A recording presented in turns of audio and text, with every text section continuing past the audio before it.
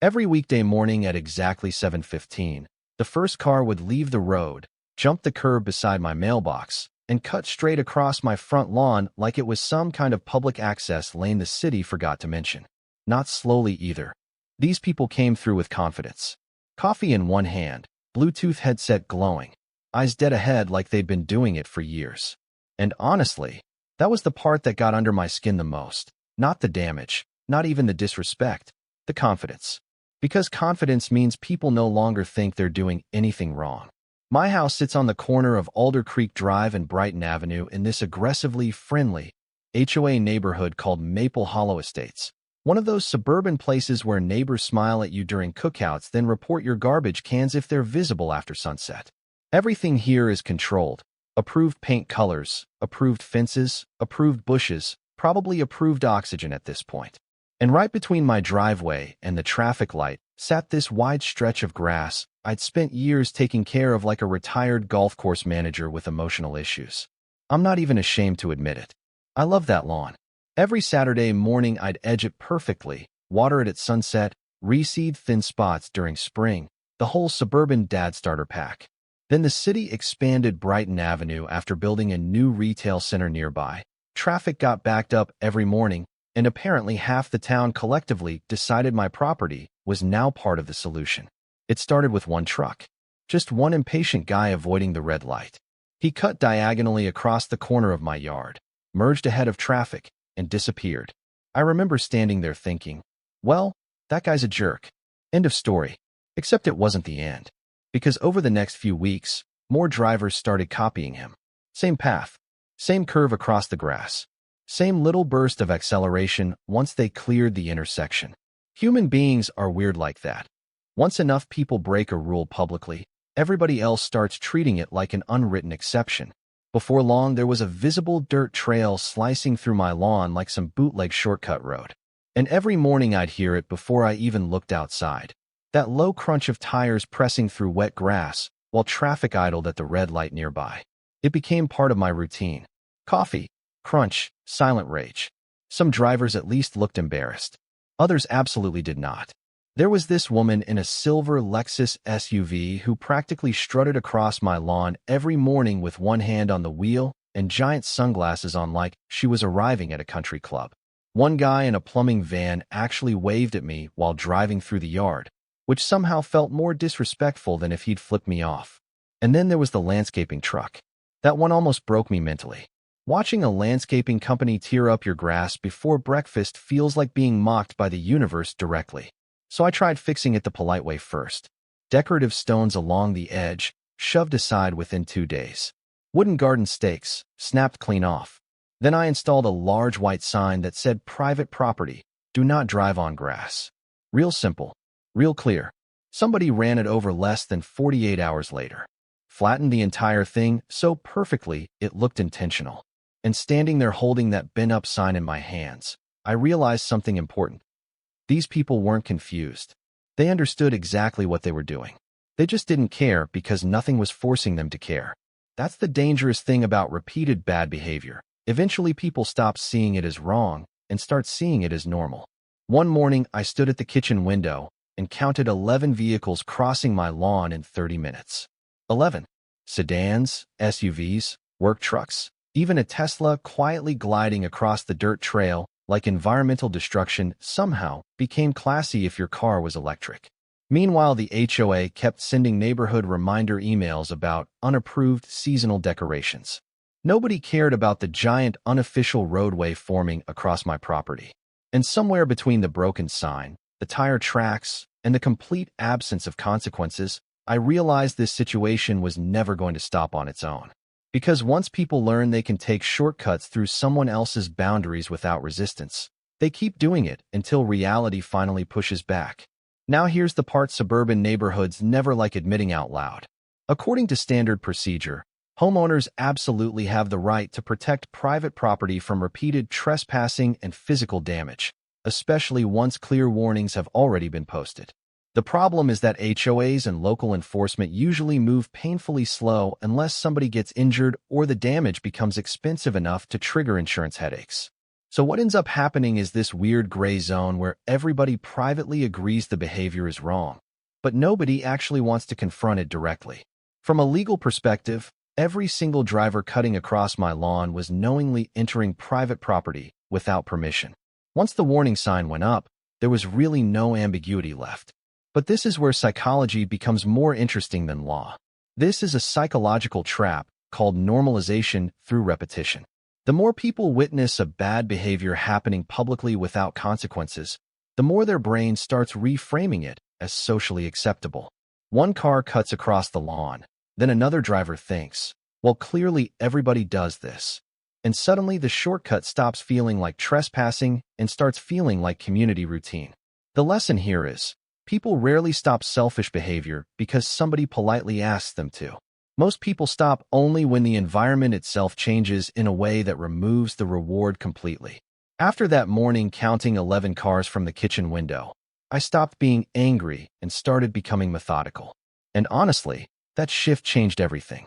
Because anger makes you fantasize about dramatic solutions, giant fences, viral confrontations, maybe standing in the yard like an unhinged suburban scarecrow screaming at commuters before sunrise. But methodical thinking? That makes you study patterns. And once I started studying the pattern, I realized something almost funny about the whole situation. These drivers weren't making independent decisions anymore. They were following a routine. Every single car used the exact same path across my lawn, entering beside the mailbox, curving around the flower bed, then merging back onto Brighton Avenue right before the traffic light. The route had become so predictable, it looked like somebody had painted invisible tracks into the grass. Human beings love shortcuts, but lazy human beings especially love shortcuts that already feel socially approved. Once enough people started doing it, nobody questioned it anymore. So instead of trying to fight the drivers directly, I decided to fight the predictability itself. That Saturday morning I woke up before sunrise, put on old work clothes, grabbed a shovel and a measuring line, and walked out into the yard while the neighborhood was still asleep. The air smelled like wet dirt and automatic sprinklers. One of those weirdly peaceful suburban mornings where everything feels calm right before somebody ruins it with traffic and leaf blowers. I'd spent most of the previous week researching low-profile property barriers online, reading forums from ranch owners, HOA disputes, even commercial landscaping discussions where people dealt with unauthorized vehicles crossing private land. And one idea kept appearing over and over again. Visible barriers challenge people. Invisible resistance confuses them. Confusion is powerful, especially against entitled people. So I ordered a set of reinforced steel ground posts designed for load resistance. Nothing dangerous, nothing sharp, nothing illegal. That part mattered. From a legal perspective, intentionally damaging someone's vehicle could instantly turn me from homeowner into defendant, and I had absolutely no interest in starring in a local news segment titled, "Neighborhood Lawn War Escalates." No, I wanted friction, not destruction. Resistance, not revenge. I just needed the shortcut to stop feeling effortless. Because the entire behavior depended on convenience. The second convenience disappeared, the social behavior around it would collapse too. I marked the tire path carefully, then dug a narrow trench underneath the dirt trail the cars had created over the past month. And honestly, the deeper I dug, the more irritated I became. Not explosive irritation, colder than that. Quiet resentment. Every few inches the shovel hit compacted soil hardened by hundreds of tires. The grass roots were crushed flat underneath like somebody had repeatedly stamped over the same sentence until it became unreadable. What really got me wasn't even the lawn itself anymore. It was the entitlement buried underneath the damage. Every tire track represented somebody making the exact same decision. My convenience matters more than this person's property. Once I finished the trench, I set the steel posts into concrete one by one, spacing them carefully beneath the surface. Low enough to remain invisible, strong enough to interrupt momentum. Then I covered everything back up with fresh soil, rolled brand new sod across the area, watered it thoroughly, and stepped back to admire the finished yard. It looked perfect, completely normal. Honestly, if I hadn't installed the system myself, I never would have noticed anything different, which somehow made the entire setup feel even more satisfying. Monday morning arrived gray and humid. One of those sticky suburban mornings where traffic frustration starts before the sun fully comes up. And right on schedule, 7:15 a.m., here came the silver Lexus SUV. Same woman as always. Same oversized sunglasses. Same iced coffee balanced in one hand like she was starring in a commercial called Entitlement, the morning routine. I stood behind the kitchen window holding coffee and watching like a man attending opening night at a theater he secretly funded. She drifted toward the curb without hesitation, tires bouncing off the pavement exactly like every other morning, then rolled onto the grass with complete confidence. And suddenly the SUV stopped. Not violently. No crash. No dramatic sound effect. Just this awkward little jolt where momentum disappeared instantly and the front suspension dipped slightly like the vehicle itself had become confused. The driver froze for maybe 2 full seconds staring forward. Then slowly, awkwardly, she reversed back onto the road and merged into traffic with the rest of civilization. I almost laughed into my coffee mug. Not because she failed, because of the expression on her face. Pure disbelief. Like the universe had unexpectedly introduced consequences into a system she thought was consequence-free forever. Then came the second car. White pickup truck. Same move. Same result. The front tires hit resistance. The truck hesitated, then backed away almost immediately. No damage. No confrontation. Just uncertainty. And uncertainty spreads through groups faster than confidence does. By the third attempt, drivers were already slowing before even leaving the pavement. One sedan rolled halfway toward the lawn, noticed another vehicle hesitate, then corrected itself back into traffic. A black BMW stopped completely beside the curb while the driver stared suspiciously at the grass like hidden sinkholes had appeared overnight. One guy in a plumbing van rolled down his window and actually shouted, "What the hell's under there?" I waved casually from the porch and said, "Grass." He looked at me for a second like he knew I was lying but couldn't prove it, then drove away irritated and deeply unsettled. And honestly, that became my favorite part of the entire experience. Not stopping the shortcut itself, but watching entitlement suddenly collide with uncertainty. Because these drivers had spent weeks operating under one psychological assumption: access was guaranteed. The second access stopped feeling predictable. The behavior collapsed almost immediately. This is a psychological trap people fall into constantly. Humans love violating boundaries when the reward feels certain and the consequences feel non-existent. Introduce unpredictability into the equation, though, and most people retreat instantly back towards socially acceptable behavior. Within 4 days, the shortcut practically vanished. Traffic lined up properly at the light again. No more tire marks. No more crunching sounds outside my window before breakfast. Rain softened the damaged dirt. New grass started rooting into the old trail, and slowly the lawn healed itself like the entire bizarre situation had never happened at all. Even the atmosphere around the intersection changed. Drivers stopped drifting toward the curb. Morning traffic became orderly again. It honestly felt like watching some weird social spell break in real time. Then about 2 weeks later, my neighbor Ron wandered over while I was watering the yard. Ron was one of those retired suburban guys permanently dressed like he either just finished grilling burgers or was about to explain why the government tracks squirrels. He looked down at the grass for a long moment, then glanced toward the intersection where traffic sat patiently at the red light again. Finally, he said, "All right, seriously, what did you do?" I remember leaning against the hose and shrugging. "Honestly, I didn't do anything."